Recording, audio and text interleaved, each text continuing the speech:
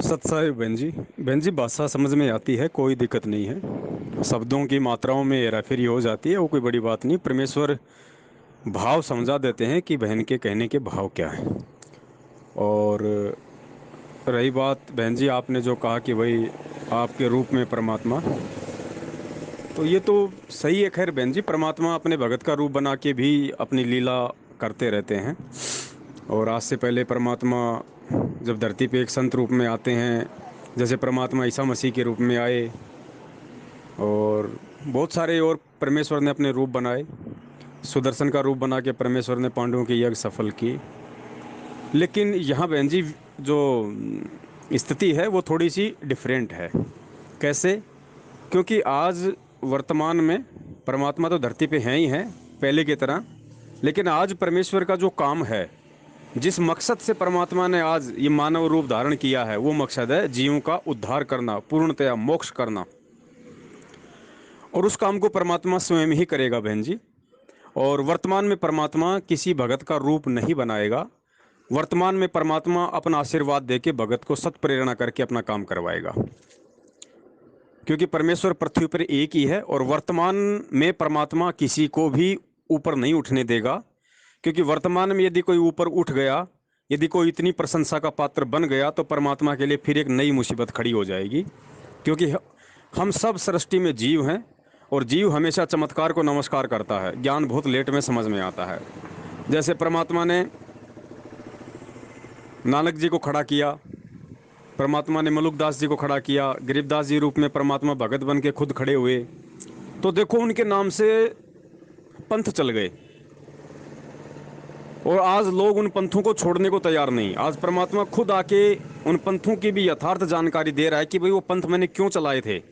वो पंथ वर्तमान समय तक तुम आत्माओं को रिचार्ज करने के लिए, ताकि तुम्हारी आस्था भक्ति और भगवान में बनी रहे, तुम कहीं भटको ना। इसलिए उस परमात्मा ने ही नानक जी का रूप बना के, गरीबदास जी का रूप बना के, मलुकदास जी का रूप बना के वो ग्रंथ लिख दिए, वो पंथ चला दिया, ताकि क्षेत्र वाइज, जैसे जो ईसाई लोग हैं, तो मालिक को पता था कि ये लोग वेदों को नहीं मानेंगे, गीता जी को नहीं मानेंगे, तो परमात्मा ने यीशु मसीह का रूप बनाया भगत का। और परमेश्वर उस क्षेत्र के वासियों को भक्ति और भगवान से जोड़ने के लिए उनकी संस्कृति के अकॉर्डिंग परमात्मा ने वहाँ पे ऐसी लीला कर दी कि लोग ईसा मसीह के नाम पे लग गए। लेकिन आज परमात्मा ऐसा नहीं करेंगे। आज किसी भगत की प्रशंसा नहीं होगी बहन, किसी भगत को यश और कीर्ति नहीं मिलेगी। क्योंकि आज परमात्मा खुद धरती पे प्रकट है और साथ में हमें ज्ञान दे दिया। तो आज हमें ज्ञान से ये निर्णय करना पड़ेगा कि परमात्मा वाले काम तो परमात्मा ही करेगा। बाकी चाहे वो गधे को निमित्त बना के कुछ भी करवा दे, वो एक बात अलग है। लेकिन परमेश्वर धरती पे मौजूद है, तो परमात्मा तो एक ही है, एक ही रहेगा। बाकी आशीर्वाद दे के, सत्प्रेरणा करके परमात्मा आपसे भी कुछ करवा दे, दास से भी कुछ करवा दे, पत्थर से भी कुछ करवा दे बहन जी। गधे को भी परमात्मा, कहते ना कि अल्लाह मेहरबान तो गधा पहलवान, वो कुछ भी करवा देगा, लेकिन वो रहेगा एक ही बहन वर्तमान में। उसके अलावा अब ना किसी का यश होगा, ना किसी की कीर्ति होगी। वर्तमान में पूरी पृथ्वी पर सब उसके दास हैं, उसके गुलाम हैं, उसकी आत्मा है। तो ये रीजन है बहन। और ये कुछ अपने पिछले जन्म के संस्कार होते हैं, कुछ अपनी वर्तमान के भाव, श्रद्धा, भक्ति और विश्वास होता है, जिस कारण से परमात्मा उन आत्माओं पे थोड़ी और दया कर देते हैं अपना काम आसान करने के लिए। अब गुरुजी वर्तमान में जेल में, हम सब की परीक्षा, बाहर ऐसी आग लगी हुई, मालिक को पता है सब जीव हैं कैसे टिके रहेंगे भक्ति पे। तो परमेश्वर ने पता नहीं दास पे कैसे मेहर कर दी, और कैसे आप लोगों पे मेहर कर दी। क्योंकि अकेला चना कभी बाढ़ नहीं फोड़ सकता। तो परमेश्वर ने आप जैसी आत्माओं को, आप जैसे भाई बहनों को निमित्त बनाया दास का सहयोग करने के लिए। परमेश्वर दास को आशीर्वाद दे के, सत प्रेरणा करके जो वीडियो बनवाते हैं, जो सत्य संदेश से समाज में दिलवाते हैं, आप लोग अगर उनको शेयर नहीं करो, आगे नहीं भेजो, तो दास का वो वीडियो बनाने का कोई फ़ायदा ही नहीं। जब उसको कोई देखेगा नहीं, तो फिर वो बनने का क्या फ़ायदा। तो इसमें जितनी भूमिका दास की है, उतनी ही भूमिका बराबर की मान के चलिए कि आप सभी आत्माओं की है, जो इस सत्य को समझ के, सत्य को स्वीकार करके, और सतगुरु के प्रति अपना धर्म, अपना कर्तव्य मान के आप लोग लगे हुए हो दिन रात सेवा करने में, अपने भटके हुए भगत भाई बहनों को सही रास्ते पे लाने के लिए। बाकी सब जीव हैं बहन, और सब जीव ही रहेंगे, और जीव ही रहना चाहिए। भगवान केवल एक ही है। और जिसने भी इस समय परमात्मा होने की कोशिश की, भगवान बनने की कोशिश की बहन जी, उसका बक्कल उतरेगा, बक्कल। संजय दिल्ली वाला है, देख लेना कुछ दिनों में बक्कल उतरेगा बहन, बक्कल।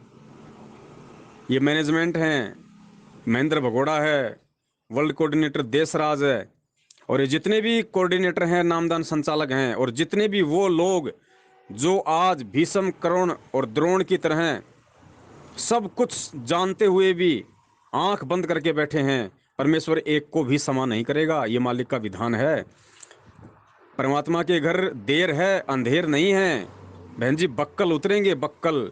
बक्कल उतरने का मतलब ये नहीं होता कि उसकी मौत हो जाएगी, नहीं। बक्कल उतरने का मतलब है वो परमात्मा से दूर हो जाएंगे, बिल्कुल दूर हो जाएंगे। आज जो दिखावट में, जो नकली पन्ने में कुछ थोड़ा बहुत उनके भगत बनने के चक्कर में जो लगे हुए हैं ना, कि हम संत रामपाल जी के भगत हैं, जो झूठा दिखावा कर रहे हैं, वो भी नहीं बचेगा।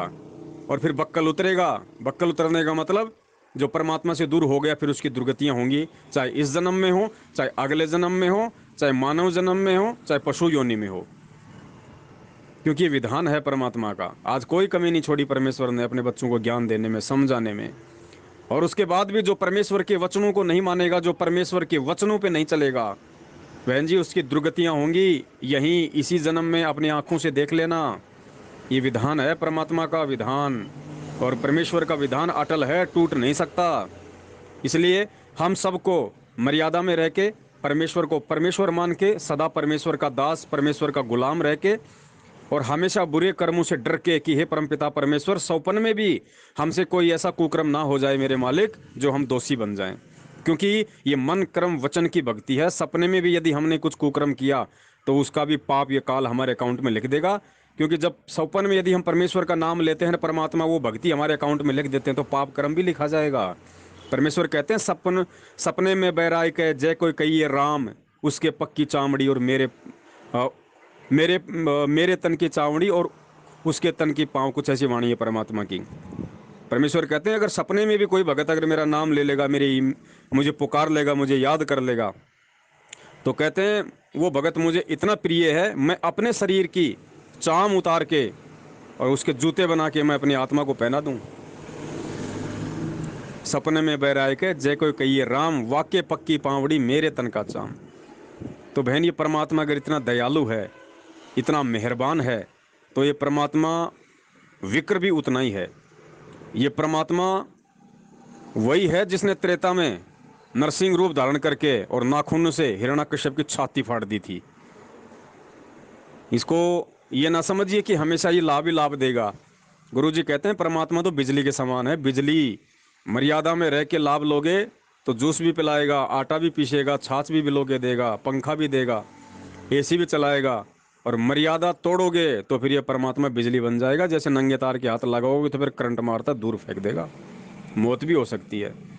तो बहन, आपके भाव हैं, आपके भावों की दास एक कदर करता है, लेकिन परमेश्वर ने हमें जो राह दिखाई है और अपने वचनों पर चलने के लिए हम सबको जो प्रेरित किया है, उस आधार से दास ये कह रहा है कि परमात्मा केवल पृथ्वी पे है, परमात्मा एक ही है।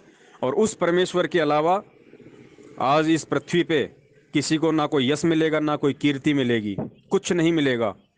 केवल सबको परमेश्वर का दास रह के सेवा करनी पड़ेगी, भक्ति करनी पड़ेगी, परमेश्वर का गुलाम बन के, परमेश्वर का कुत्ता बन के रहना पड़ेगा। उसका परमेश्वर ध्यान रखेंगे, उसका ख्याल रखेंगे। और जो परमेश्वर बनने की कोशिश करेगा, आने वाले दिनों में देख लेना, ऐसे जाएंगे जैसे गधे के सिर से सींग। सत साहिब, जय वो बंदी छोड़ के।